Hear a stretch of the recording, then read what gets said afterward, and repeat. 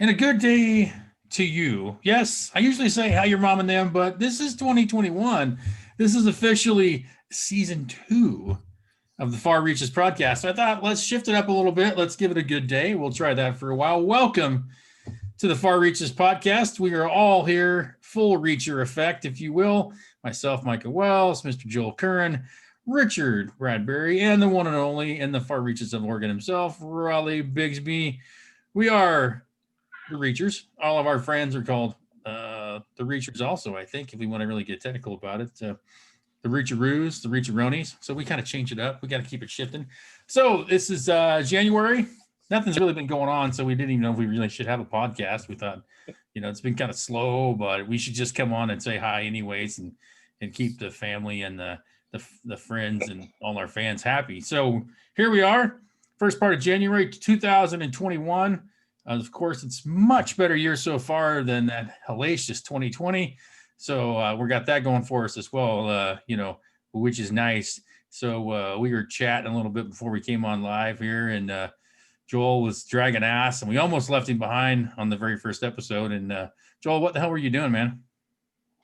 Flint Rasmussen does a live stream every week.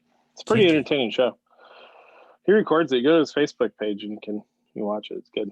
Let's check it out. Yeah, that'd be interesting. Does he just jump on and just talk about stuff? Yeah, I think what he did is partway through COVID, I think he started it because he wasn't on the road at PBR events. So he started doing a weekly podcast, but now he's going back out. So he's going to stop again for a while. Oh, well, I'll have to catch some of those up. That'd be fun. I want to provide a little color commentary for our audio listeners. That'd be wonderful. I don't know what happened when Micah got the COVID shot, but he's got some serious Benjamin Button stuff going on. I think he's decreased in age 6 years since he got this haircut. The haircut does help. Yes. It's all a tremendous weight has been lifted off my shoulders. For one, it did look like somebody shot Bigfoot when I got out of the barber chair. So probably put the warranty. To go to the cigar bar. Thus, the obnoxious facial hair is still in place. I'd be 7 if I didn't have a mustache right now. I'd be like, "Hey, Mister, can I get a pop?" Yeah, it'd be entertaining for sure. I think you probably ruined the barber's clippers. She might have to get another set when I go back. She'll probably charge me double next time. But it was a tremendous day indeed when I finally got my haircut again. I still do kind of wear my watch cap around just because I kind of got kind of a security blanket effect, but I thought it'd go, natural hair this evening. And so, thanks for pointing that out, Richard. It's tough getting younger every year. So the reboots are getting worse and worse, man. It's you guys that keep me young and spry. Yeah. So for those of you listening, you should give a chance every once in a while. If you want to put this to go check it out on the YouTube. This is all 4 of us on video. We are Zooming, and so you get to see some of the places we live and what we look like in our spare time. It's also something you can just put on play and leave in the front window, and nobody will come in the house if we're on the screen. So it's a tremendous deterrent as well. But you go check out our YouTube channel. It's Far Reaches Podcast. You can get there from our Facebook page as well. It'll take you right to our YouTube channel. And also, of course, if you're more of a, not much of a looker and you like to listen, then you can find all our podcasts also at anywhere that podcasts are found, being Spotify or iHeartRadio or the Apple or wherever you want to go. So if you got another suggestion for where we could post this thing, let us know. We'll go check it out. But we're going to kick off again, pretty much the same format as season 1. We'll start with some weekly updates so everybody can kind of get a sense of what the hell we've been up to. And it's sometimes a good reminder for us also what the hell we've been up to. So, Joel, you're looking casual and sort of GQ-ish with your pullover and your cowboy hat. Why don't you give us your update, good sir? Well, I want to introduce the concept. We've been kicking around the idea, but we'll start branding our segments, and this will be I'll kick off the weekly Far Reaches Reach Around. Oh, that's outstanding. Yes. Yeah. Both taking charge, a hands-on approach to the Far Reaches Reach Around. It's a round robin event. Absolutely. So, we all gather around and get our reach on. And so perfect. Let's start the reach around. Yeah. So as you can see, kind of, I'm back in New York. Last time we talked, I was down in Florida. I had a good time golfing and hanging out for the holidays. Went to a comedy show in Tampa on New Year's Eve. I went and saw Mark Norman. He's a really good up and coming comic. He's known as Jerry Seinfeld's favorite new comic. Oh wow. He's really funny. So he did a full hour at this comedy club in Tampa. The crazy thing about it down there is just like how much people aren't taking like basic precautions, you know, like nobody's wearing a mask, packed shoulder to shoulder, sitting next to strangers. We walked back to the hotel on 7th Avenue in the Ybor neighborhood of Tampa. It's where like all the clubs and shit are. But thousands of people in the middle of the street winding our way through there. It was like Letter Buckroom. Yeah, since then I just got back to town. I made it up to the Upper East Side this weekend. Hadn't been in the city for a long time, so pretty good. Contrast Florida, where everybody's just kind of like, yeah, fuck you, and the general sense of what's going on in NYC and how that difference is. There's still, like in New York, there's like nobody's like yelling at me or anything. Well, I keep a mask on all the time, almost all the time. Well, people yell at you all the time anyways. I think that's pretty much normal. Yeah, just randomly getting yelled at on the street. That was before COVID. That's what happened all the time. So now there's just another excuse. I never figured out why they're yelling at me, but they do. I got some notes for you. Yeah. Yeah, there's just like a general sense, just based on how 99% of the people are wearing like a mask outside, and everything's closed down, like as far as bars and restaurants are concerned. Some of them have these like really shitty shacks set up out on the street. But right now it's so cold and they got these cheap little heaters that wouldn't work. I went to a good one this weekend though, on the Upper East Side. But there's not many of those. I don't know, you feel like an obligation and guilted into complying and being a good little boy that follows rules. I don't want to, and I just do it because I don't want to make other people mad or uncomfortable. In Florida, like inside some places are like, hey, could you put a mask on? I got a question, Joel. Okay. Yeah, what's up? What is New York's stance on open carry?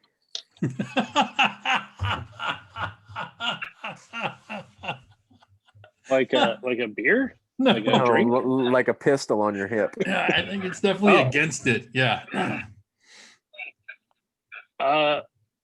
Yeah. I don't think it's even possible to get a carry license. I think you have to give the governor a hand job to even get in line to get an application to get a carry license. I've heard, what is that? That's called a concealed carry. Yeah. Well, those no, are like, I'm just you have to talking be open like, carry. Yeah, two things, but yeah, you can't even have a weapon legally of any sort in New York. Well, I don't understand the open carry law. Open carry is like, it's not concealed. By default legal, right? That's like more legal than concealed. Absolutely. Yes. Yeah. Because that it's seems not backwards to me for some reason. Well, you're not hiding it. It's in the open. That's the whole point about it, is like, I'm open carrying this weapon. Like, I for some reason people think that's well, it makes people nervous. It's more fair, I suppose. It makes some people nervous to see a fucking dude walking around with a gun strapped to his waist. I know, like AR over my shoulder, because that's how I don't carry. Yeah. Like I'm pro gun. I want a gun. I would like to get one here. Mm-hmm. But even like when I was in Pendleton, I saw like a guy cross the sidewalk on Main Street strapped with a pistol. And I'm like, I didn't think he was going to turn around and start shooting me, but I could definitely see how that would make people uncomfortable. Like, just hide it. Just like if you just have it hidden. But that's illegal. Yeah, I know. But that's bullshit. I think it's backwards. Unless you're in Wyoming. Yes. Yeah, it doesn't matter. And it's mandatory. Yeah. But so here, I maybe would when you like see to a get cop, a gun. a cop packing a gun, that doesn't bother No, you? they don't. No, they don't have guns. Cops don't carry guns? Not in New York City, not in Manhattan. Oh, bullshit. Yeah, I'm kidding. I was gonna say, like, nothing's too fucking crazy anymore to be like, yeah, they probably have rainbow spray or fucking glitter or something for all I know. Yeah. Well, dude, you walk Silly through string like on their Grand belt. Central Station. It looks like you have like the 19th Infantry in Grand Central. Oh, I Got, bet. like, Yeah. fucking guns crossed over their chest. I'll spray you with stripper dust. Yeah, exactly. Yeah. Give you instant daddy issues and never mind. Sorry, I'm going down the wrong track. But Are you guys talking about 19th Infantry or something? no, just Nope. talking about random. Hey. Freaking Don't make me break out the drag queen dust. I'm serious. You get sprayed with it, you just start dancing. Is that what happens? That way they can apprehend you. Speaking of New York City, though, and the difference between Florida and New York is Florida, you got DeSantis down there. I feel like he's getting treated really unfairly by the media. Then you have Cuomo, who's fucked up at every turn of this whole thing and is praised, wrote a book about it, about how to manage a pandemic, and published artwork with a mountain to, I guess, literally define the peak of the COVID crisis. And then he's such a connected piece of shit. But he finally tweeted yesterday that he did a State of the State address virtually. So he tweeted out that we really need to open up New York, because if we wait much longer, there's not going to be anything to open up. Oh, epiphany. Yeah. Just about I told a you year. that 8 months ago, man. Like, Yeah. Like the fact that it's we weird ever that shut after the anything election, down. Yeah. Oh yeah. If he's- after Totally. the if he's- election, we're shifting gears now. They're If he's right, shifting gears. if You're he's totally right, right Joel. that there's nothing going to be left, maybe we should just go ahead and keep it shut down. Rawley, all those Yeah. people are going to go somewhere else. They might go to Northeast Oregon. Keep them where Keep they're them at. keep them on the island. You're right, Joel. Yeah, feel like- elections pretty much changed now, so we can kind of go back to normal. Yeah, surprise. Yeah, I feel like just Go ahead, Richard. God.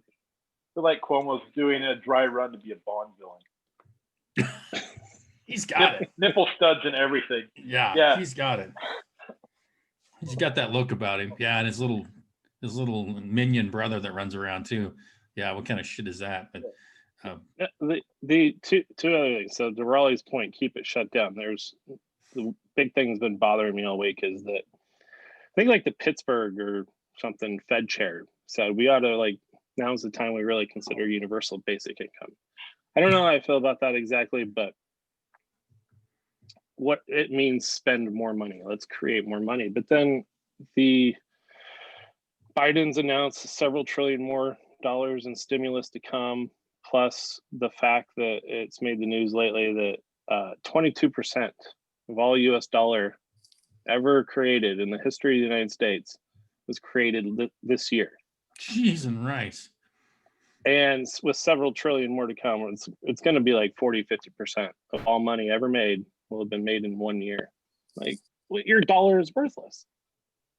But on the good side, your debt is meaningless now. Oh, they still keep taking my money every month though, so that's the problem with that. Yeah, Bitcoin, man. yeah, I know. I owned a pretty decent amount of that when it was like $3,000. Of course, I sold it for some random reason, and now it's worth 30. So that'll learn Reached me. 40. Yeah, it's 40 now. Yeah, I stopped looking at 30. So, yeah, we'll First Bitcoin I ever bought was $27. Do you still have it? That's on You the don't shelf. have it anymore? Hell no. Oh, I freaked out when it hit 1100. I was like, oh, this is a bubble. this will be this. We give our parents shit all the time. Like, why didn't you do X? Well, like at the time, and now 10 years from now, we're like, I can't believe you could have got Bitcoin when it's 40,000. Yeah, so Yeah, that's exactly it. That's exactly it. Don't kick yourself in the butt 10 years from now when you could have had it at 40. Yeah. Go Like buy Apple stock. some.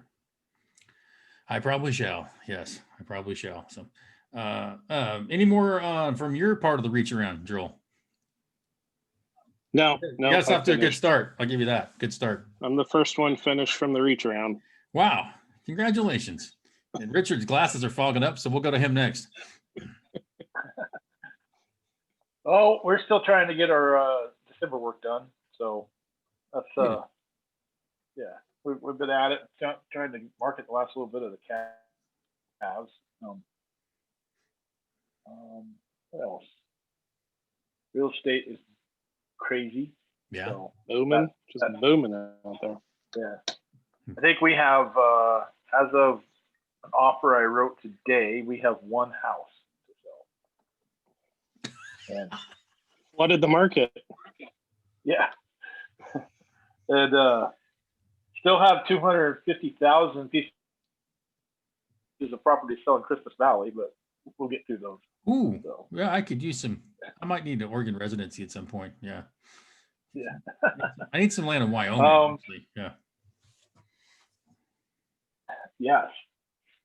What else? I'm gonna go substitute teach in Maydale School tomorrow, so that's always tough.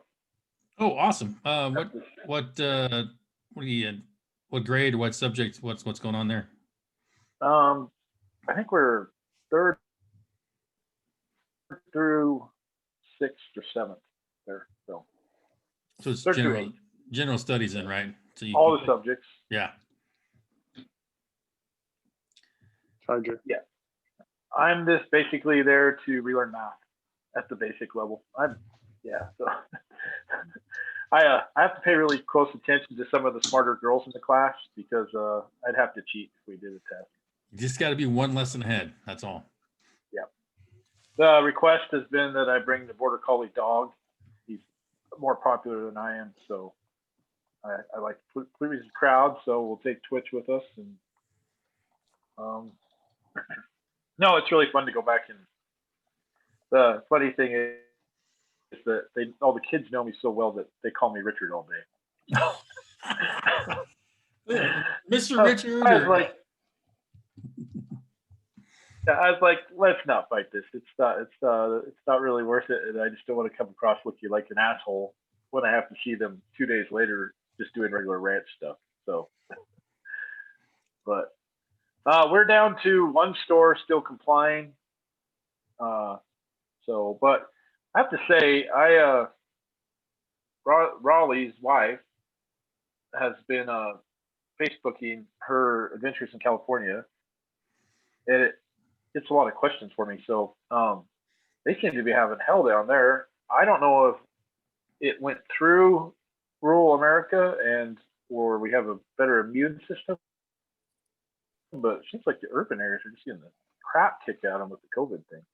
So I sympathize with his wife, and I think it's really nice that she's gone down there and taken on that. That's a really tough job. So fully that's volunteer, the kind of right? healthcare workers. Not even getting paid. It's amazing that's a huge commitment. So, anyways, just have to put a shout out for Mrs. Bigsby. Whoop, whoop. That's about all I got. I shall appreciate that. Well, let's transition to Mr. Balls then after that great introduction from Richard. Rawley, what the hell's going on, man? Well, it's wintertime in Wallowa County, and just feeding cows and trying to get other odd jobs done while Kel's gone. It's 40 below, and I don't give a fuck, and I'm off to the rodeo. That song just popped in my head when you talked about County. Yeah. Yeah, my cousin's boy, my second cousin, I guess he'd be, is up here for a couple days. He's a student at Blue Mountain, and they're all on lockdown for return back from Christmas break, and so he's doing a little working on the side here and studying abroad since they don't have classes, and of course like Richard said's in California and on a COVID detail out of Sacramento there. It's pretty everything I gather. I don't get to talk to her much. I think she's had anywhere between 12 and 16-hour shifts. So she was off for a couple days and was scheduled to go back, but she was exposed to COVID, so they had to run a test on her and find out if she's infected or not. And which she can't go back until they find out. So she's on paid leave for a couple days here until she finds out. So How long is she going to be down there? it's a 4-week gig. She'll be done at the end of the month. So she's That's tied down. odd. I would think that every day you'd assume to be exposed to COVID. Well, yes. Well, Isn't she? The interesting part is she works for a satellite company, basically, that a contract company, and so the policies are different through that company as they are if you were actually employed by the hospital where she's working. So she has to follow a different set of guidelines, as I understand it. Okay. And so and that's one of the issues they've had is, and that's why they're needing so many travel nurses right now, is they are having to bring people back that have been infected within the hospital because they don't have the numbers and the staff to meet the needs. And so they're trying to fill as many of these positions with travel people, but the travel people have a different policy on which they can work under. So Gotcha. Thank you for addressing that, because yeah, that seems to be obviously that's the biggest concern I think anybody would have in doing that job is that potential. So yeah, and they're it's not just the staffing issues, as I understand it, resource wise. She was explaining that to me yesterday, that it's resources all the way around, from PPE to ventilators to bed space in general. They're just getting overwhelmed in these higher populated, densely populated areas. But it and I don't think it's so much isolated necessarily to California per se. I think a lot of urban areas right now are catching what they're calling the Christmas effect. And so everybody that gathered at Christmas, they had a deal after Thanksgiving a couple weeks later where the hospitals were packed, and now after Christmas a couple weeks later the hospitals are packed.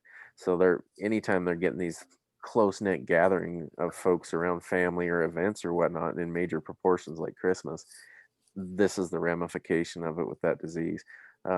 I think she said they have 200 beds in that hospital, and over 100 of them are filled with COVID patients. So,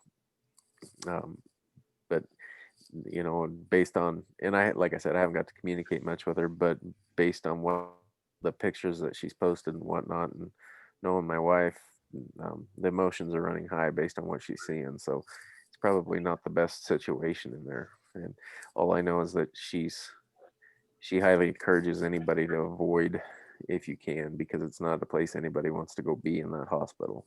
So, and I'm sure it's probably like a modern MASH unit. Well, and that's what I compared it to with her, is a MASH unit. I mean, they're getting hit with a lot of hit from a lot of directions with people in there. So, but that's kind of the update on where she's at. And as far as things go here, it's just pitching hay to cows and trying to enjoy the good days of getting stuff done, and when the weather's really shitty, I'm finding things to do around the house in my spare time. So it's just basically holding down the fort. So. Well, I think I still think it's. Go ahead, Mr. Joel. I apologize. I still think it's a hoax, and I think she's spreading fake news.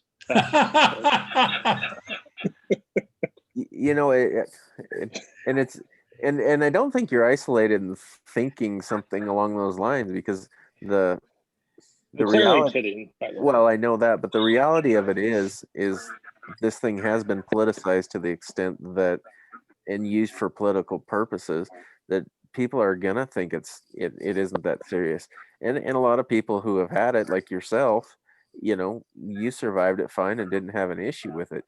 But the people that have extenuating circumstances and OCPD, or all the, not OCPD but the COPD. Yeah. COPD, You done with OPP?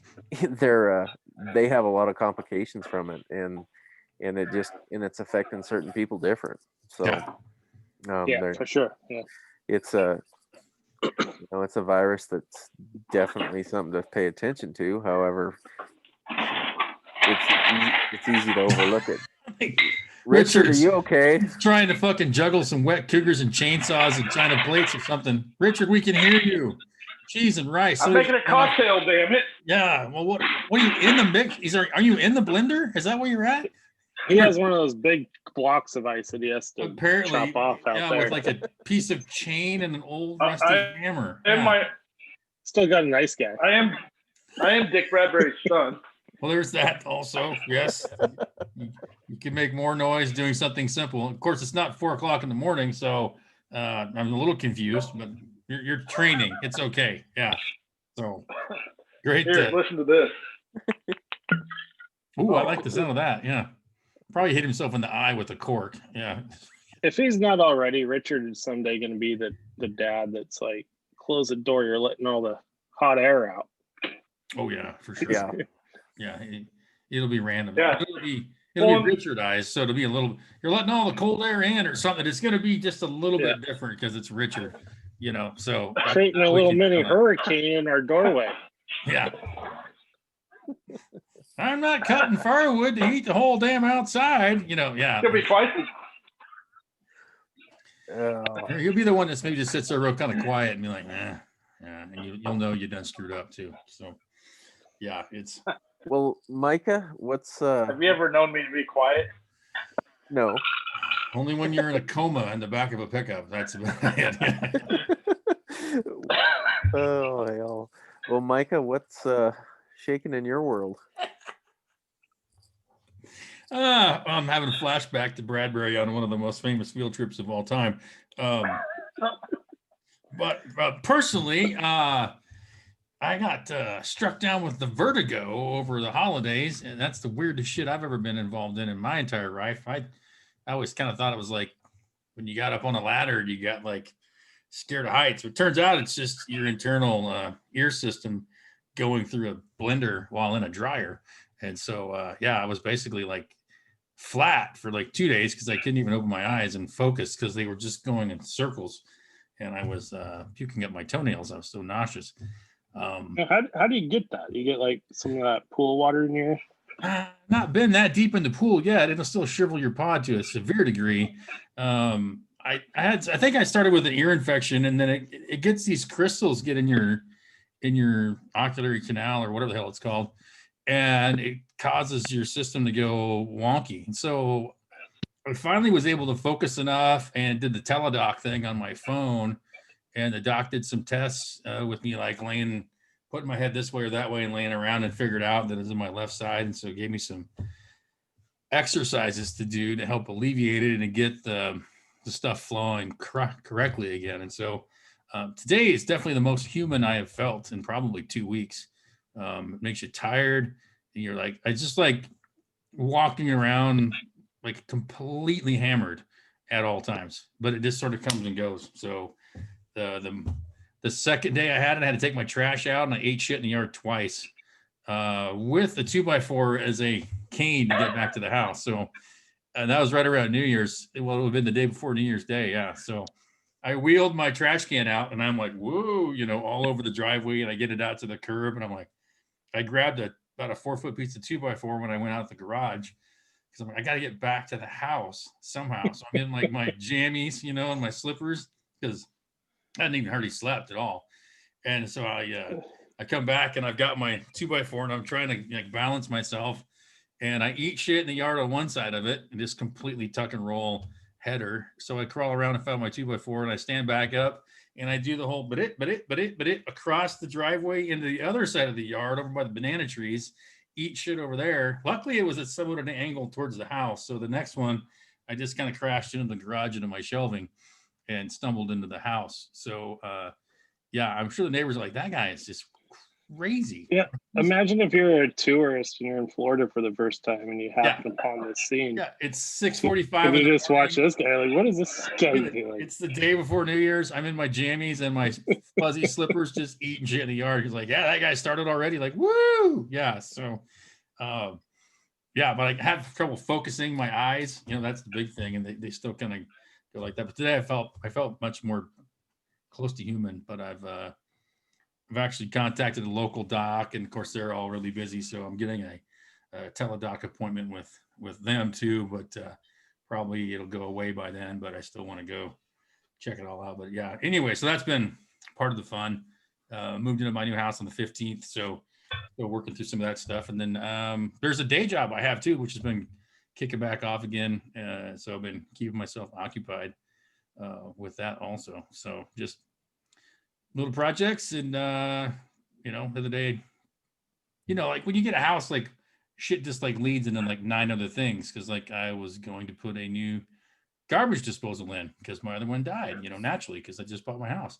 And so then I was like, well, I better, you know, there's an old shitty faucet. I'll probably change that too. And then to change the faucet, it's all old. Like it's like a 1984 house, original faucet and sink. And so, you know, you're up on your head underneath the cabinet and like, well, I got to take the freaking sink out. It's really the only way to get the faucet off. So by the time I get that all done, the back of the sink's broke off because it's so freaking old. I'm like, well, shit, now I got to buy a new sink. So then I had to go back to Lowe's. So, you know, it turned into a 2-day deal and I had no sink overnight because by the time I got it all done, Lowe's was closed. Anyways, I got a really nice new kitchen sink, faucet, and garbage disposal. So it's like pulling on thread, you know, and you start pulling on it and then shit, you know, you're naked. So I'm trying to be cautious and not get too deep in these random stupid ass projects. So I've got a whole list of stupid things I've already done. But anyways, that's been the main thing. So recovering from the whatever I had with my Vertigo. Vertigo, thank you. I want to say Valerio, but I don't know what the hell Valerio is. So obviously it's creeped into my venereal. That's what it is. I probably have gonosyphil herpes, so that's what it is. Yeah, venereal disease. Could be temporary. Yeah. It's a temporary venereal disease. It's not like herpes, which is like luggage and shit. Yeah, it's just temporary. So, yeah. So that's our little. Hey, you know what happened to me today too is so as everybody knows, I have a new job, and so I'm still getting used to that. And I had a one-on-one with my manager. Oh. Yeah, I had a one-on-one with my manager. Oh, outstanding! Today. I like one-on-ones. It was meant to like a get to know each other type of thing because we hadn't done that yet. And somehow we got on the topic of politics a little bit, like talking about the Capitol shit and stuff. And just to demonstrate, and I'm not saying like, well, she asked me after I told her my background. She's like, I assume you're probably a Donald Trump supporter. And it's like, oh, here we go. So you're not. I know she is a pretty liberal person. You can just tell. So I was very nervous to get into such a discussion, which is like really interesting because like probably a lot of people that will listen to this don't quite understand how real that is. And like, it's exceptionally real. Yeah. So, I mean, I didn't lie. I was like, no, I didn't vote for him because I didn't vote for him, but I didn't vote at all. But I felt like the way things go, maybe we can talk about this later on, but the way things are right now, like I was like nervous. Like if I don't know how she's going to react, I'm going to be fired here pretty soon. Obviously you're unstable. Yeah. Yeah. Make poor choices. You know, you can't be trusted for sure. Yeah. It's yeah. That conversation you don't want to have. Especially got into it. So did you feel like that? Oh, go ahead.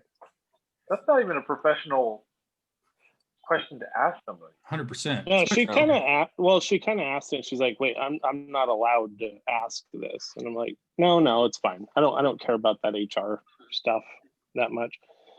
To the point where it's worse to just remain silent on it. I'm like, I'll talk about it. Yeah. Yeah, whatever. What are you gonna do? If you want to fire me over this, we'll have some issues here. But I don't think you will. Yeah. We're going to say, Rawls? I don't know. I probably shouldn't say. I feel like that's you sit here and you watch our freedom of speech somewhat getting dampened or tamped on or stomped on, with what's going on with the, yeah. I don't know your situation that well, but when somebody puts you in a position where you feel uncomfortable to speak in your professional workplace like that, I feel like that's hindering your freedom of speech a little bit too, because you're kind of in a position. Well, this is my superior in there, and she's wanting to talk politics on my first encounter. Like I don't know. I just see those tactics somewhat coming from the society, the politics we live in general. People kind of want to put you on the spot, and like I hear so many people say, well, we just need to not say anything. No, fuck that. It's our First Amendment. Say what the fuck you want to say and how you want to say it. And if they have a problem with that, that's their problem then. And it kind of put you in a position to where you're like, well, I don't really want to open my mouth right now. Yeah, I was nervous about it, but I mean, to her credit, I can clearly tell what her political persuasion is, but she wasn't like critical. She didn't like badmouth or try to tell me. She didn't try to correct my thinking or anything. She was very professional about that. That's good. Like, and she knew going into it, she's like, I can't ask you about this. But I don't want a work relationship like that, right? Like, I don't want the corporate relationship. I want to let's see if we can be friends. That'll make our working together way better.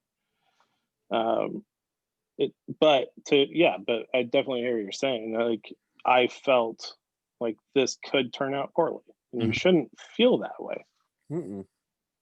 So you have this crazy theory that you could actually disagree politically yet still work together and be cordial to each other. That's very intriguing, Joel. And that's how I felt, and luckily she feels the same way. Well, good. Absolutely. Because that's what we've lost touch with. That's what we've so lost touch with is like, absolutely. Look, we're going to disagree. I'm fucking going to offend you from time to time, as you will me, as we do everyone. And we have this weird sense of some kind of moronic utopia that you're never going to be offended again. Well, guess what? That dog don't hunt, son. Like you saying that offends me. Like this is called life, and sure that you don't have full freedom of speech, the classic, you can't yell fire in a movie theater without some sort of repercussions. But we've gone well beyond that. And I think we'll probably circle around several times. And even my randomly picked intellectual moment of the week deals with some of this also, which really made me smile. But, just because somebody disagrees or says that your opinion might be dangerous, there's a lot of doors shutting on those pathways that have been open prior to. And from what I interpret also in a very political manner, because let's just take the recent example of Parler being taken down off the internet, basically, because they said it, instigated riots and violence and this and that. It's like, A, I don't believe it did. But B, where were you all summer long when people are taking over parts of Seattle and burning shit down everywhere? I didn't see anything mentioned about taking Twitter or Facebook or anything else offline because it was contributing to this violence. So if you're going to have a standard, put it across everybody. That's pretty much all I ever ask, and so it just really makes you sad to see that going that way. And it's certainly going to cause some shifts. And I was talking to a couple of buddies this past week, and these sort of conversations come up all the time. And I think I said, what I always picture in my head when we're talking about society or people or freedoms is I picture water, because it's going to come up against the dam, whatever their problem is. And we're going to stop for a while, and it's probably going to swirl around and it's going to move back and forth. But guess what? It's eventually going to find a way to go around or over or under or through what's in front of it. And so I keep that in my mind, and it definitely calms me down, because there's times I want to be on my roof with a scope, and other times I'm just like, just give it a second to ebb out a little bit and let that deep water mull around a little, because I still have faith in the general human condition, that we've pointed ourselves in this direction for this long and made through multiple times of moronicy, which is not a word, but it is now. And so, it just, the hypocrisy that we see, I think it's going to come more to light as we keep moving forward. So I know I just rambled on about 13 minutes in a circle, but I just like to keep that water picture in my brain. So doesn't make any better right now, though. New information has come to light. This just in. Yeah. So. Yeah. I mean, you pretty much touched on everything on that. That's what she said. Yes, the first one of the year. Good job. The just the narrative, the direction things are going right now is infuriating. And yes. If you try to get into any sort of discussion with somebody who has an opposing view, there's the new thing that these folks are doing is they're telling you to stop engaging in whataboutism. Quote, whataboutism. I've not heard that one yet. So what you did there was, okay, they stormed the Capitol, and you're like, but what about? Well, what about Antifa all summer? Like, that's whataboutism. Like, so their tactic now is to change the rules of debate to where you are no longer allowed to provide counterpoints. That's what they're saying. Interesting. Yeah. Right? Yeah, completely. Like, you can't look at history. You can't put anything in the context. Yeah. So you can't talk to them, and they won't let you speak. So I don't know where that leaves us. But we're coming together. That's the key part right now. Yes. Makes me smile. I'm affirmative. Yeah. So in 4 years, they're gonna be like, why don't they reach out to us and talk to us? Yeah. Oh, yeah. That's the last time we tried to reach out. All right. Yeah, exactly. It'll hit you before you even hear the fucking sound, right, Rawls? Sorry. Yeah. Speaking of reaching out and coming together, I'd like to take this moment to thank our title sponsor, B&K Auto Salvage. They're on again for this year, fully committed. We can't thank them enough for that. Rawley, can you tell me where B&K Auto Salvage is at? In Baker City in La Grande, Oregon. And in the beautiful Grand Ronde Valley. Correct, Mundo. Absolutely. Tell them that we sent them, and you want to reach around. You're coming in there for a reach around. Absolutely. Because they have over 1,200 used vehicles in stock and a large selection of 4x4 parts. And I tell you, this time of year, that's what everybody's doing. Because guess what? Your 4x4 could go to hell anytime. And sometimes you just got a shop day. So you're going to go get there, get some stuff worked on. No need to go buy stuff brand new. Run on down to B&K. Give those guys a call. They'll help you out. 541-963-6744. You tell them the Reacher sent you, and you want the reach around, and they'll help you out. I love it. Yeah. Just wait till we get to our intellectual moment of the week. Yeah. Oh. Yeah. Lots of tremendous weekly update. I followed. Go ahead, Richard. I think he's on a delay. I'm watching the progress of the auto salvage. I don't know why. Everything's good on my side, but that's not what she said. Yeah, I enjoy the auto salvage Facebook feed. It's oh yeah. Junkyard Confidential. They're or Scrap Confidential. They're goers. Yeah. No, Bo has always been a mover and shaker. A very entrepreneurial spirited person, no doubt. I've known him for quite a while. And so I was super excited when he was just a listener of the podcast, and him and his buddies would sit around afterwards and talk about all the stuff that we wandered through. And so when we started talking about sponsorship, I was really excited to have them be a part of it and be the first ones. And they'll always have that special part of this adventure. So we can't thank him enough for that. Hey, did I mention, I probably mentioned this already before, but I think it's interesting that my car, when I moved to New York, my mom ended up selling my car to Bo. Oh, you did? Oh. Yeah. I did mention that? Okay. Yeah, I think so. Maybe, we might have been offline when you talked about that. So I think it's still a great story. Yeah. Yeah, You can probably go find a part of it still What right kind of there car right was now. it? that was the very first car he ever salvaged, probably. Could have been. Yeah. What was it, Joel? It was a 90, probably like a 93 Honda Accord 2-door Nice. that I inherited from my Uncle Ralph, the former judge in Pendleton. Outstanding. Those are made for salvage yards. Oh, that was an excellent car. Had like the automatic seatbelt. Oh, remember when those came out? Yeah, like check this shit out. Close the door. Read. Yeah. Didn't have a It would radio suck to- though. It sucks to be a Honda Civic because you know the end of your life is going to be with Accord. Don't accuse it of being a Civic. It was an Accord. Accord. Jesus, them fighting words, Richard. It was a boy car, not a girl car. It was a boy car. So the Cord's That was male and the Civic is female. Is that what you're saying? Yeah. Okay. That was before the Prius transgender.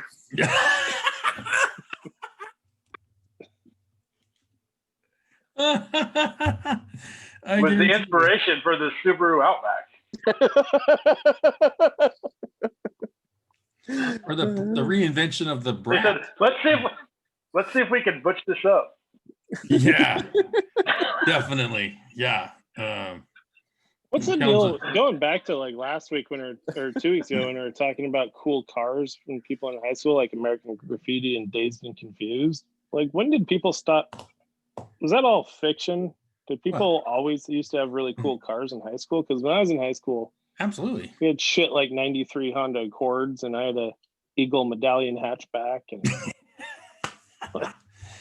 L-Town, even we had hot rods in L-Town, dude. Everybody had their project rig they were working on. Like Toes had his blue Chevy pickup, and Darby had that freaking, is that a Comet or something? Like in a Chevelle, and like everybody, like there was just, we had a drag racing club in high school. Camaros. Goats and Camaros, and yeah, nobody had a cool car in high school when I was there. that's too bad. Yeah, we had a lot of good random stuff. Yeah, some of us drove, like I had an 88 Dodge Dakota, but I had a 62 or 63 Fairlane I was working on in the side, but yeah, we had the Desert Cruisers Drag Club, which is pretty cool. Like that, Dugan had an El Camino, and yeah, there's a lot of sweet cars running around there. They're the group that rallied and threw the parade this year. Yeah, I had to miss that. I really wanted to be them. Sorry, Sib. Yeah, that'd been cool. But maybe that's why I really like Dazed and Confused, because it was a pretty close correlation to L-Town High School for sure. No, I can remember. There was always a bunch of guys in high school that had good four-wheel drives. Chad Courtney, Jason Duchek. Those guys always were driving something jacked up with big old fancy tires on it. And I had a 1990 Toyota Camry, and that son bitch could go as much places as the rest of them. I'm telling you what. I tell you what, dude. Yeah, my buddy had a little Mazda B210 hatchback, and we would push snow with that front bumper like nobody's business. Yeah. And it was a hooky bob machine. We had to put a manual throttle on it so you could set the throttle, and we'd both be out behind hooky bobbing behind the car because it was riding in the ruts. And you just little orange Mazda, dude. That thing, Hamrick, that fucking car went everywhere, dude. Yeah, that thing was so much fun. Mm-hmm. Good old times. Yeah, definitely. Let's jump back into politics here and raise some blood pressure, huh? Was thinking about it. I don't know. We used to Richard, what's your take on the Capitol events and where we're headed? My brain's been broke for 2 weeks. I'm just now finding a sane path to lockdown. So, I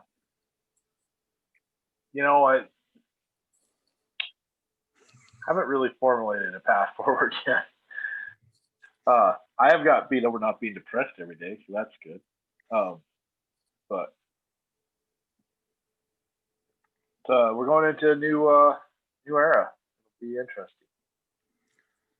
Yeah, there's about 15 different things going on at once. I'm sure there's half the shit we'll probably never know about. There's so much misinformation flying around, which is one part. The Capitol event, obviously everybody's quick to point fingers and condemn. Obviously I'm not about violence at all. I'm always for peaceful protest. My concern is I don't know who was involved in what they were doing. I have a built-in distrust of the quote unquote other side being involved, because look how quick it was spun around and put towards the Republican side, and really aimed at President. All the lashback that he's taken, because supposedly he incited all this, and and that led to all the the banning from Twitter and fans only and Spotify, and just basically any online service took the advantage of that, and it would seem to be very calculated and coordinated event, for something that obviously I think it's crazy that people are breaking in the windows and going in the Capitol. So you don't know who they are. You don't know what their point was. You don't know what affiliation they are. And even if they are, quote unquote, on the conservative side, you never hold an entire movement accountable by the actions of several people. I mean, all the time. That's the whole point of the system. So part of me is like, hey, we need to take a tap the brakes a lot, because I think the speech that they quote unquote pointed to, or the statements that they said that the president made that incited this insurrection or whatever, I don't see anything in any of those statements that say that whatsoever. And have you noticed that they're not playing that on the news or anywhere? Like, if there was a speech where he's like, well, I'll give you the what-about-ism, when you had all summer long, there's several instances where the speaker is talking about there should be people in the streets and uprisings and this and that. There was nothing like that in any of the speeches he gave, or any of the tweets that he said that have been cited for why his account was taken down, or all these fingers being pointed. And that's my other major problem with this, is there's nothing really to back up all the statements that they're making and the claims and why they've done what they've done. And so, again, I don't believe half of what I hear, or maybe more. And much like Richard, I've been watching a lot of reruns of Scrubs because it makes me laugh and takes my mind off this lunacy. And so, because I want to be involved, but a large part of me says, like, I'm some a-hole that lives in Florida right now that's completely disconnected from DC, and what can I do that's beneficial? What can I do that's productive? Besides being pissed off and just basically scared that I'm seeing all of our rights squashed and sequestered because we have a somewhat different opinion than other people, even though if you look at some of the numbers, there's roughly half the country that feels exactly the same way that I do, or close to it anyways. And so that's just so concerning to see the basic rights of freedom of expression seem to be trampled on right now. And you can't trust the numbers anyway. Precisely. I think that's really the foundation of all this, is nobody knows what numbers to believe. Nobody knows what story to believe. You believe the one that makes the most sense to you. And that started a while ago, but it's been amplified with the beginning of COVID and all the way through, that everything we've heard and seen, we just don't buy, And so I think that's a large part of it. And that's a sad state to say where we're at. I think that there's an interesting, it's too bad we should have Colby on again. I think that there's an interesting phenomenon that happens in Washington, D.C. is that people that like Washington, D.C. are attracted to there like a magnet. Sure. They like the gossip. They like to know. They like to be on the inside track. They like to, and they, I think once you get in that echo chamber of Washington, D.C., you forget that it's surrounded by the rest of the United States. No doubt about it. You nailed that. And they're just, Anyways, I worried about those people's mental health before. Like, one of my favorite podcasts before this whole thing was the Reason Roundtable. And they have two correspondents or two editors that spend a lot of time in Washington, D.C. And you can tell that that is their entire, everything they are. They're just an Washington, D.C. animal. That's all they are. But they get good information. They got inside tracks and lots of stuff, but they play that game. And I think that that game just gets broadcast. It's a very micro thing, but it gets amplified by the press. So I'm going to ramble here for a second. I'm dropping the reins. Carry on. We should take care of their mental health here first. Anyways, one time I was in Baltimore with my cousins. We had a little fun weekend, and over the Sunday that we were going to leave on Monday, and that Sunday it snowed 36. That Sunday night it snowed 36 inches. So we were trapped in Baltimore. Anyways, I was working in Cleveland at the time, so I called the guy that I report to in Cleveland. I say, hey, I'm stuck. I'm going to do everything I can do to get out of Baltimore and get back to Cleveland for work on Tuesday. And he goes, don't do anything. He goes, you're just going to frustrate yourself all the hell. You're going to spend a lot of money, and you're still going to get here on Thursday. That's how it's going to work. And of course, I was young and dumb, and I didn't listen to him. So I did exactly what he said I was going to do. I rode a train down to D.C. That didn't work, so I jumped the turnstile, rode the train back to the Baltimore airport, slept on the airport. I had a nice hotel with a nice suite with a suite that we had got that nobody else was going to take. We could have just stayed there, and TV worked and the heat worked, and they had food. But no, I was a dumbass, and I did this great trans-circle world, and then trying to fly to Salt Lake to get back to Cleveland, and I ended up. The nice lady had just been ripped a new one by the person before me, and I told her I was willing to fly to Salt Lake, and she decided that she could get me into Chicago and back to Cleveland. But yeah, I got there Thursday. It was you just spinning your wheels in a point like this. So I think that just wait till, give it 3 months, and then see where we're at. And I think all this hysteria is gonna. It might not get lessened, but it might get more channeled and give you a better place might give you more places to focus your energy, because right now there's absolutely nowhere that you can focus your energy that's going to help you do anything constructive. So take care of your mental health. I would prescribe everybody about 2 episodes or 2 seasons of MasterChef. It's awesome. MasterChef works great. Yeah. Yep. Yeah, I concur. I'm a big fan of Guys Grocery Games, and yeah. So yeah, in times of crisis, Guy Fieri is the go-to guy. It's pretty handy. Cooking at the ranch is really nice. Yeah, I think I should give a shout out. Lots of people look on their nose at Guy Fieri, but and it doesn't get reported very much. But I think he's already raised close to $40 million for restaurant workers since COVID started. He has. So he does a good job of wrangling those people together, I think I'm trying to avoid social media as much as I can. And when I am on there, I try to put something completely unrelated to any of the current lunacy, if you will. I figured you just got kicked off. No, I probably should have been many times, and I still drop a few nuggets, I guess I'll put it that way. But sometimes you just can't help it, like the guy saying "amen" and "ah women." Like, holy shit! I mean, I have to. Sorry, I'm gonna fucking talk about that because that just makes my brain hurt. Like, yeah. Also, it's annoying, but also maybe I'm the only one that feels this way. But I look at Facebook and Twitter, and everyone is telling me, "Amen" technically translates to "so let it be." Like, you didn't know that before, you dumb motherfucker. No, you did not. Nobody knew that. I mean. Right.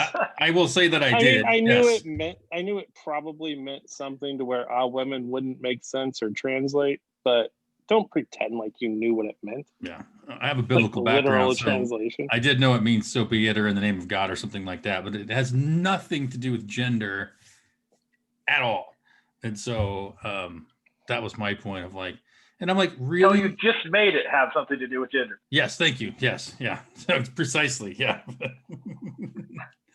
About the capital thing, right? So in social media, I was texting my brothers and probably even you guys. It was like, this is going to be exciting. Some shit's going to go down. I thought it would be shit between like Proud Boys versus Antifa. And I was looking forward to that matchup. It never occurred to me that they might storm the Capitol building. But also I was like looking at it, I was like, oh, okay, they're going to do that. And then the narrative started to formulate. Mm-hmm. I started seeing on the news, and they're talking like this is an act of terrorism, and sedition is a new word. I'd never heard the word sedition before. You can't. People are jerking off to that word right now. Yeah. Coups, Mhm. like I keep calling it a coupe because I'm not even that familiar with the fucking word. But I was surprised by how aggressively they were reacting to it. It doesn't strike me like people are being very dishonest when they say they attempted to overthrow the government. Yeah. Like did you see the smiley fucker with the podium? Yeah. Like he looked like the sweetest man ever. He was inside the velvet ropes. Yeah, Like, totally. Yeah. Like, and then the old lady holding the flag, against the pillar. Like these people aren't going to overthrow the government. it's not where you go to overthrow the government anyways. You lock those fuckers in that building if you're going to overthrow the government. That's what you do. Like, I don't want those assholes going anywhere else. I'm shutting that building off is what I'm doing. Seriously. You know what gets me about this whole fucking thing? I'm pretty sure the collective. Go ahead, Rawls. We're talking about probably the most fortified city in the world. Mhm. Are we not? Washington, D.C.? During Congress. And on top of that, the most important day in the history of the United States when it comes to where we're headed is being discussed that day. And somehow, some way, all these dumb shits get in our fucking capital. Are you kidding me? I don't buy it for a second. How does that fucking even happen? No, that dog don't hunt either. Yeah. It just, I don't know.